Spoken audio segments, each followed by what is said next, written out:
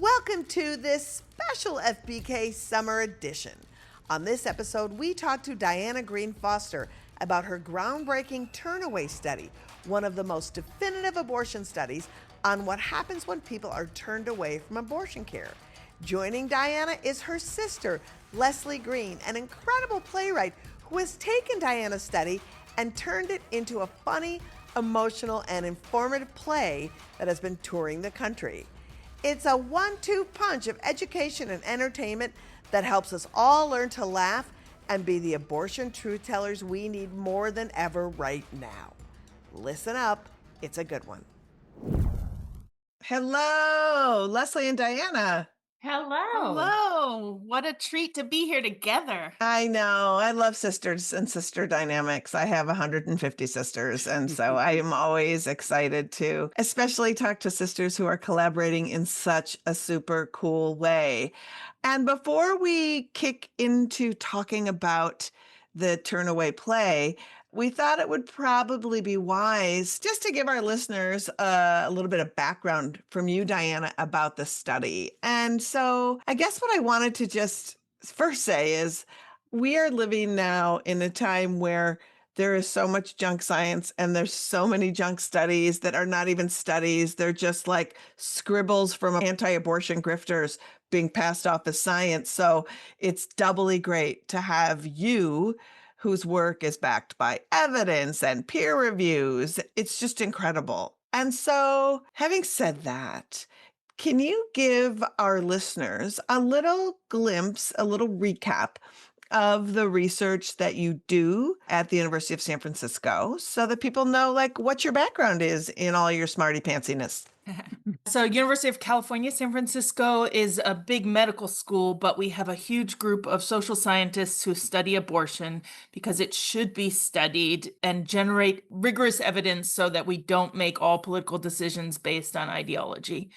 And among the studies that we've done was the Turnaway study, which was designed at the time to look at the question of whether abortion hurts women, because that was a big slogan of anti-abortion groups.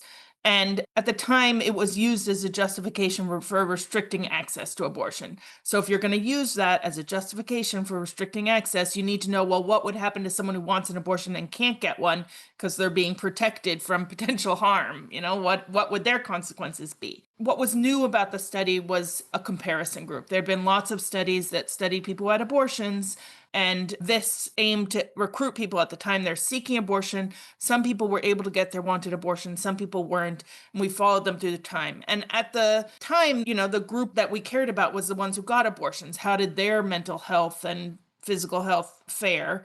But of course, now then, that was around 2007. And in 2022, then all attention turns to the people who can't get their abortion because Dobbs makes it more difficult to get an abortion for people in lots of states.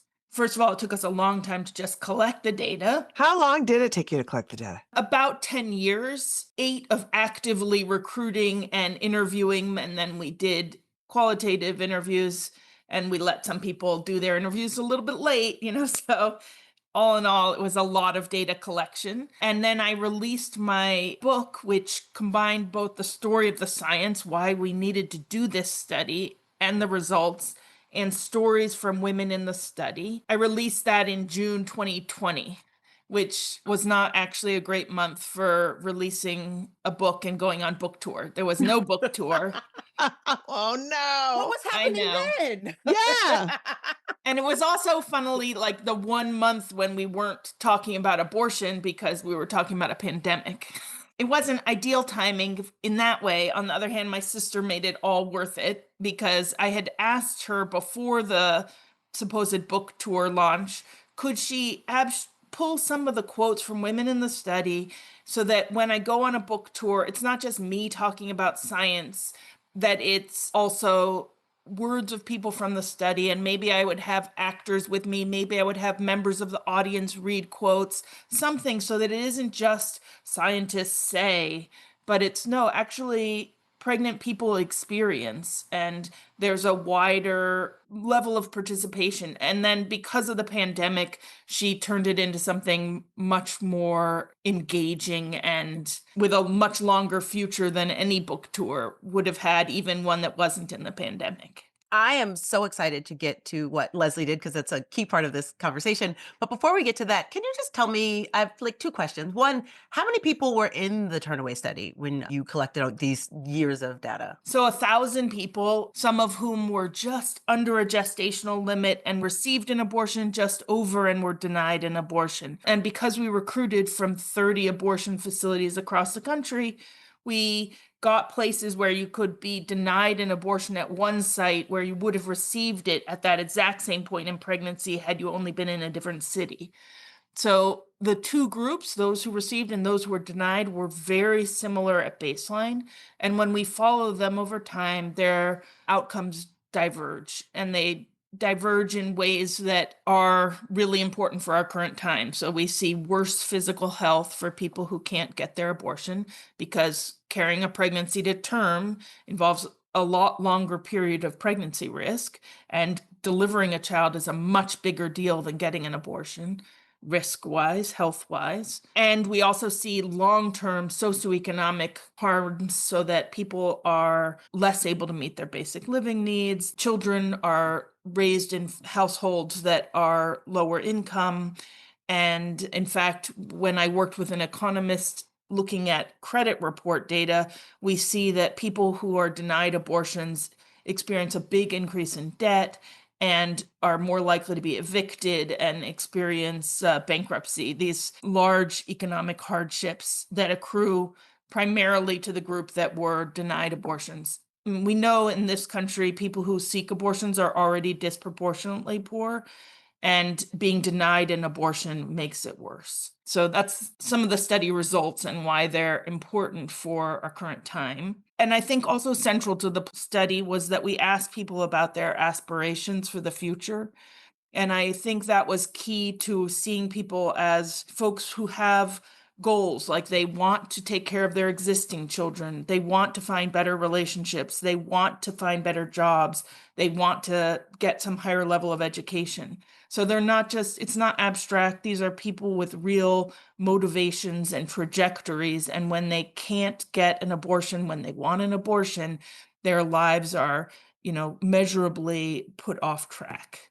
And I'm so glad you looked at that and studied that and gave us the information, because we at Abortion Access Front know that the anti-abortion movement's whole movement is grounded in convincing people that abortion regret is prevalent, and they have used what Liz talked about earlier, these junk science, these studies that they pull out of their butts to basically convince politicians, and I think to convince people who don't actually think about it, that they need to create these abortion bans to protect people. And it's just another way to shame and stigmatize providers and patients. Part of the thing that's so important about the study is that it turned that on its head. And I'm so thankful that you were thinking about what that means for people to actually have a study, and to then to be able to have that study turned into a play that really reminds people that people are assessing their own lives and making decisions, right? About parenting, about not parenting, about it is sort of the height of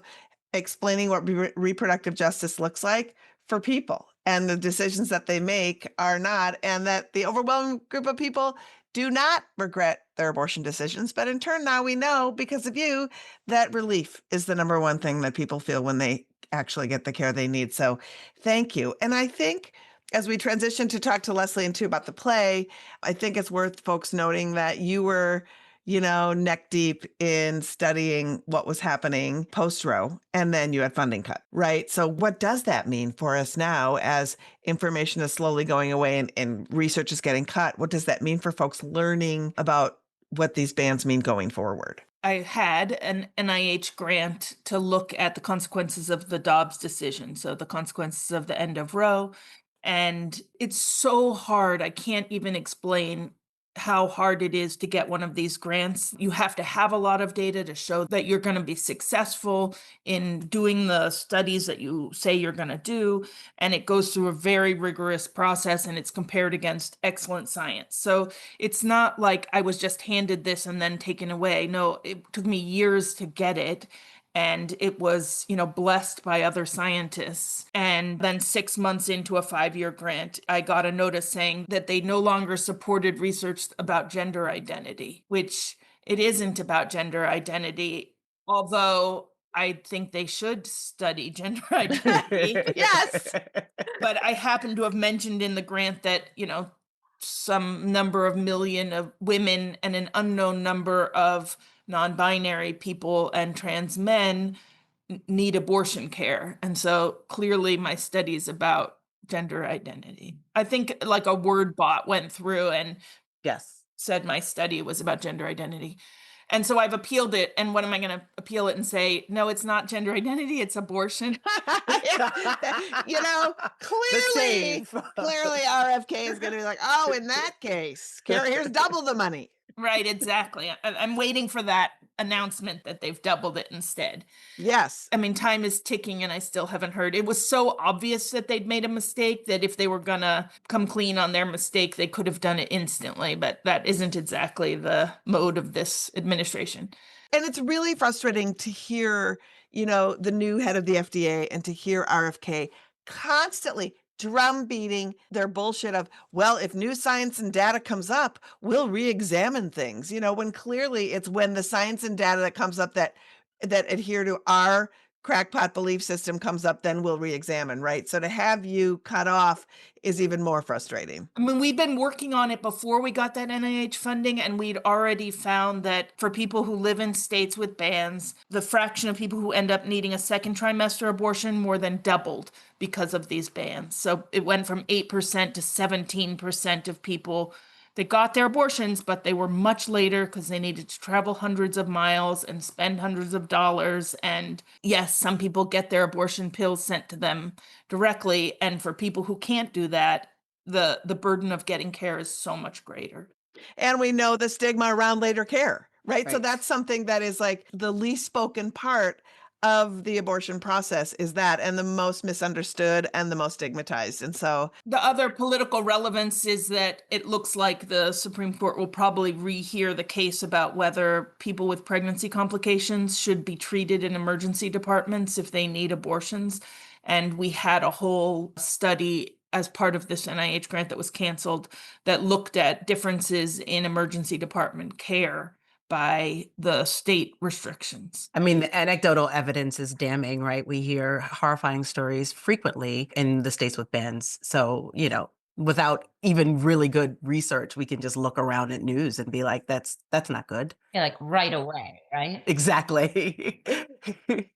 I think it is important, in addition to having the anecdotal cases, to have it as a rigorous study where we actually compare, because the justices, they should consider evidence. So they should have let us keep going on that study. I 100% agree. I'm not in any way trying to discount the value of real evidence and real data.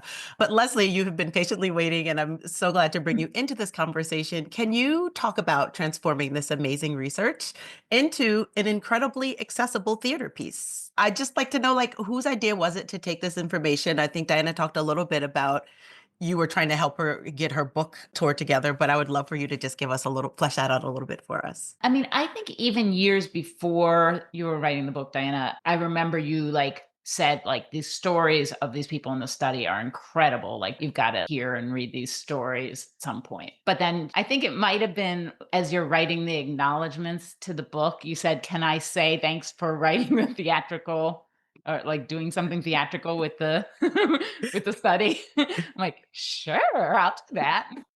So I made it into the book because I said I'd do it, but I hadn't done it yet. I wish I remembered the moment where it went to becoming a full-length play. I don't remember exactly how that happened, but I do remember thinking, I want it to be a full-length play. How the heck do you turn a scientific study into a play? I wanted it to feel like a play and not like a scientific lecture, although in the end, I put a scientific lecture into the play. I love that.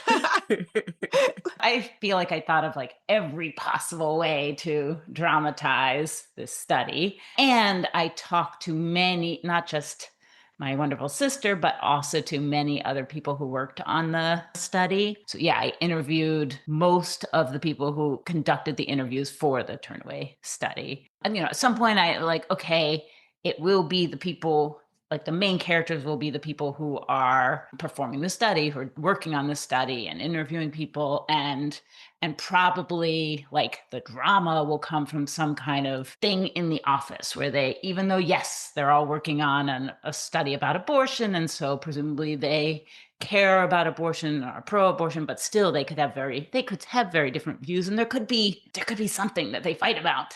And then I interviewed all of them pretty much, and they all said like it was the most wonderful work environment, and like they had the most incredible conversations, and so I couldn't do that. It's hard because one of the dirty secrets around abortion care and people who have abortions is because the results of the study saying that relief, is like this big factor.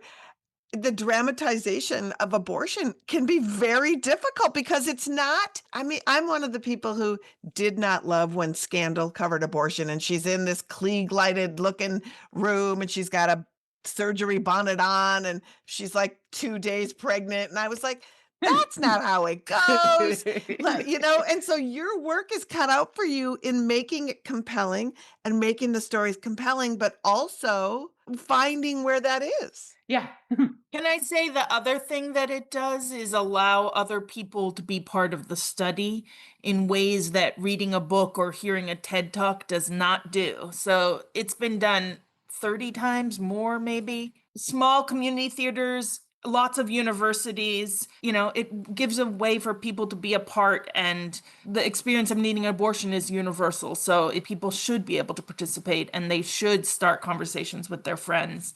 And I think the play helps do that. Lesley, what is your background in playwriting? Like, were you doing screwball comedies and now it's like, oh my God, now I'm going to do this abortion play? Or are you somebody who, in your playwriting, tackled different subjects? And is this your wheelhouse, or was this a new thing for you? Both. Screwball comedies and abortion dramas. All of that. My education is all in science. I have 3 science degrees, but my work has only been in theater, pretty much, theater and events. And so I worked for over 20 years at the Kitchen Theater Company in Ithaca, New York, small professional theater company, and small in the sense that it had 99 seats, but also small. It was like a very small staff. And so we all did lots of things. So I composed music for our musicals for family audiences, and I did sound designs for plays. And the artistic director was a playwright, and I sort of unofficially dramaturged most of her work. And I wrote things for things like, I don't know, the 1 Minute Play Festival that came through, and I wrote a lot of marketing materials and grants and press releases and everything. So I hadn't written a full-length play. I'd written lots of little things, but yeah, this is my first. And the most famous thing that you would have heard of that she's done is she's one of the 2 founders of Porch Fest. Oh, that's so cool. I love Porch Fest. I live part of the time in Minneapolis, and Porch Fest is very popular here. Yay. I love that. So Yes. she's already once done something that's gone viral. We'll see if she does it again with the play. Lesley, can you take a minute and just tell people what the format is for this play? Okay, so the play goes back and forth between 2 settings. One is in 2014, and it takes place in the office where researchers are working on the Turnaway study. And the other scenes take place in 2022 on an unspecified college campus where Dr. Diana Green Foster is giving a lecture about her study. I wrote it with the idea that it could be done as a reading, like a satisfying reading. I mean, I always wanted full productions, but I wanted it to be able to be done as like a fundraiser, as a, casual get together, as something where you just could sit down and read the play, and you didn't need anything flying in. There are no cannons, no elephants. Right. Is there confetti? There can be. Is Mary Todd Lincoln plotting the murder of her husband in any Right. way, shape, or form in this play? People have said it's like the vagina monologues of abortion, and she is hoping it will be used as a benefit for abortion rights groups. And it has been, which has been great. So, Diana, having somebody take your work and then turn it into a play, so it's got to be somewhat fictionalized, which could be massively frustrating, and it's your sister. Talk about what was true to who you are and what needed to be fictionalized for dramatic purposes. While I was looking at scripts, I would say, Lesley, I would never say that. And she'd say, it's not you, which is so funny, given that she's named the character Diana Green Foster. But I think, in fact, she did a anger translator version of me, someone who is more politically active and angrier, which is exactly what this time period needs. So she was right. It's not quite me. It's the version of me that the world needs right now. And I'll note she's my older sister, so she got to do anything she wanted there. Yes, I did. I know that one. This is to both of you. I know you do a lot of times conversations after, and I'm wondering what some of the light bulb moments were for folks who had seen the play, come in maybe thinking one thing. And I'm not really even asking, did you change minds? But if you did, that would be awesome to hear. But also, what was the introspection and what was the people saying, I never thought of it that way? Because I feel like every time abortion storytelling happens, it is absolutely, there's light bulb moments all over the place. You could illuminate New York City. So at the Heartbeat Theater in Connecticut. The Heartbeat Theater? I know, isn't that great? Heartbeat Ensemble. It's in Hartford. Yeah, they're a very cool theater. It's awesome. And one of the members of the audience was a very young woman. And at the talk back, she said, I don't support abortion rights, but now I see from this play that people are trying to make the best decisions possible. And they may be right once they get in the position of needing an abortion to get one. So the only solution is for people not to have sex unless they're trying to make a baby. And Lesley and I are on stage, and I'm not the kind of person that's confrontational or going to correct her about her world vision. And so I'm hemming and hawing and saying, yes, people make lots of decisions about how to live their lives. Lots of decisions are valid. And Loretta Ross was in the audience of this tiny little theater. And we hear this booming voice from the back saying, sexual pleasure is good. Oh my goodness. That's an astounding moment. I think I've heard her boom that before. She is too awesome. I had been nervous the entire time because it's my hero in the audience. And will she like the play? And she needed to be there to address this young woman because I was not capable. And it was too awesome. Also, that story was an emotional roller coaster for me. Lesley, do you have one? What has stood out to me more than light bulbs about this is different than I thought is the number of people who say, wow, this is my story. The very first reading of the first, first draft of the play, the talkback became people in the audience telling their abortion stories. And this was 2021, I guess. And I don't know, I don't work in this field, and I'd never heard a group of people suddenly start talking about their abortion stories. I was amazed, but that's happened. It's happened many times. I'll tell you, anybody who chooses to tell their abortion stories publicly has that same response. You will get direct messages on social media. Somebody will find your email and say, I was alone until I heard your story, and then your story is my story, and now I have context for my life. You're just like, wow, simply by talking. Yeah. It's so incredible. And I think to that end, I want two questions. What is your goal, right? To have this, what would be the dream for both of you with this play? And two, If somebody is hearing this and thinking, like, I want to put this play up in my community, how can they do that? So at the turnawayplay.com, there's a contact form. And if you fill out that contact form, you're put in touch with me and with some other people who are part of this thing called the Turnaway Project that's interested in getting the word about this study out in the world. But like there's just a Google Drive folder that has the script and it has slides that go with it. And it has all kinds of like, what should you think about in casting? In what kind of props might you want? Like what kind of spaces would work? How to think about sound and lights and things or not think about them. And like a press release that you can adapt to your event. There's like everything is all there. So it's the mother of all toolkits. Yeah. And even questions if you want to have a discussion after. Oh, yeah. Discussion question, like how to put the panel together. Consider things like putting a local politician in the play. Yeah, we went to the University of Cincinnati and one of the deans was in the play. It was so cool.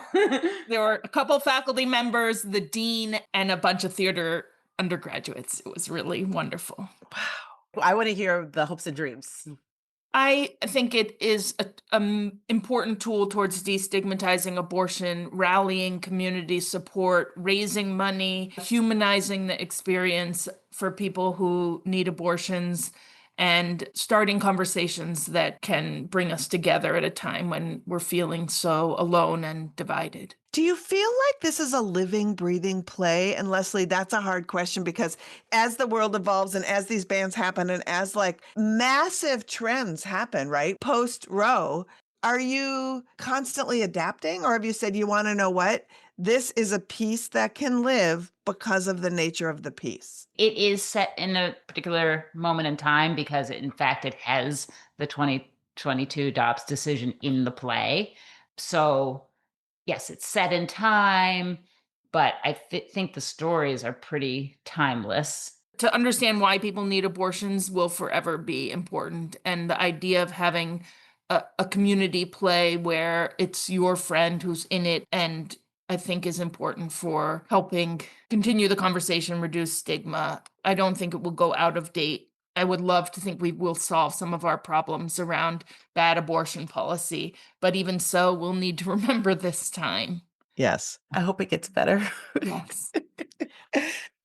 Well, thank you so much for sharing. It has been incredible to talk to you. And the political side I believe in often so thinks they can just rely on facts and data and does not understand the humanity factor that comes in. And for you to be thinking about that all the time and to be saying, I have this incredibly important piece of information that I want to bring to people in a way that also has humanity that can actually speak to people it's incredible. And both of you, what a great sister project. I mean, when you talk about that, it's got the humanity, and that's to me such an important piece that we laugh about things. Well, everybody I know that's seen it, and Jenny Yang was raving about it when she did the talkback afterwards in Los Angeles, has said that there's so much humor in this piece as well. And we firmly believe too that like levity and humor in whatever you're going through is crucial in bringing the full humanity to it. Right. Thank you both for coming and joining us. This was really, really exceptional time. And I'm so grateful you'll be here. And I can't wait to hear more about how this play evolves. Thank you so much. Thank you. Thanks, Moji. Thanks, Liz. This was great.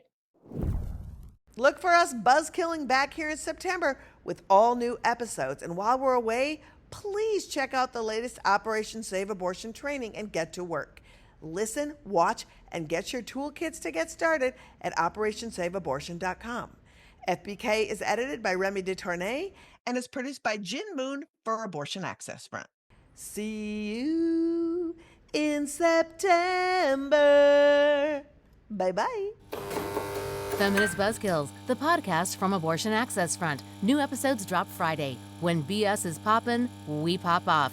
And if you want to support our podcast and all the work of Abortion Access Front, like, subscribe, and join our Patreon at patreon.com/feministbuzzkills.